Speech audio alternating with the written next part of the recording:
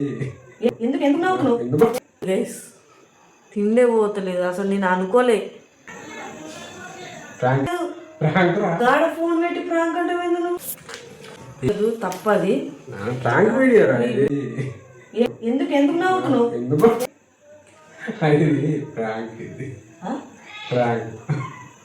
ఏంటి ప్రాంక్? ఏంటి ప్రాంక్ చేసాను మీద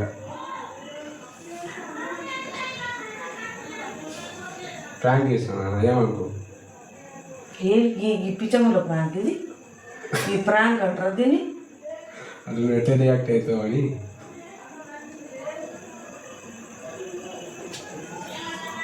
ప్రాంక్ ఫోన్ ఇది సెట్ చేసిన అట్లా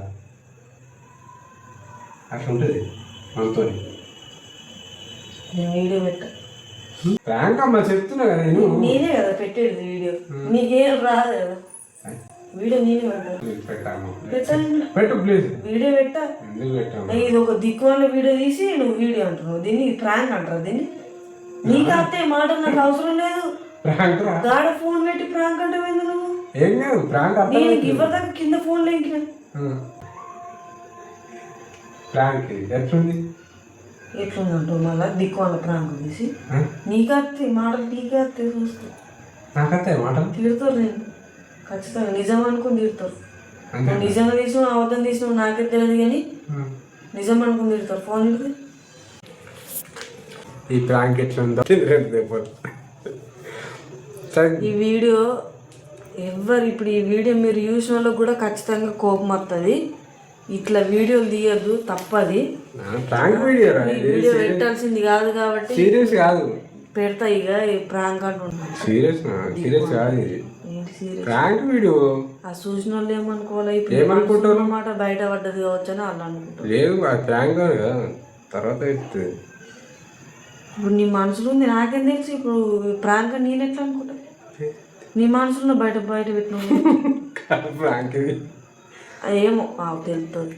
జస్ట్ ఫన్ కోసమే ఎంటర్టైన్మెంట్ వైస్ గైస్.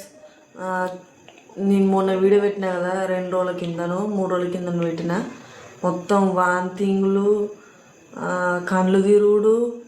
ఇప్పుడు మా అమ్మ నాకు నచ్చిన కూరలు ఏ వండినా స్మెల్ చూస్తే కక్కస్తుంది.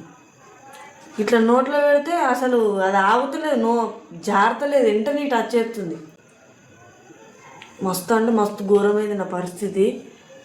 మళ్ళీ నాకు సూదులు అంటే భయం అని చెప్పిన కదా. మస్తు అంటే ఈ సూడు ఎట్లా అయిపోయినానో,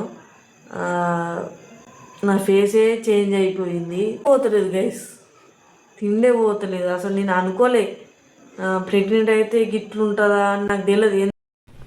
వాళ్ళకి ఏం సమానం చెప్పాలి? అన్ని మంచిగా చూసుకోలేమా, అన్ని రద్దు పెట్టినామా, ఏం చేసినామని అట్లా చేసిపోయాడు అవన్నీ తెలియదు. కానీ 10 మంది 10 రకాలు మాట్లాడుతారు. అవన్నీ తట్టుకొని ఎట్లా నిలబడబుద్ధి అవుతుంది? అందరి గుండె, అందరి మనసు ఒకటే తీరు ఉంటుంది. బయట ఎన్ని మాట్లాడుకున్నా వాళ్ళందరికీ చెప్పే సమాధానం ఒక్కటే, చట్టం మారేదాకా అందరు పోరాటం చేయాలి. లేకపోతే ఇలాంటి ఎన్నో చూడాల్సి వస్తుంది. చూస్తుర్రు కూడా, చూసుకుంటే అట్లనే ఉంటారు. ఏం మారుతుంది? ఏం మారతలేదు.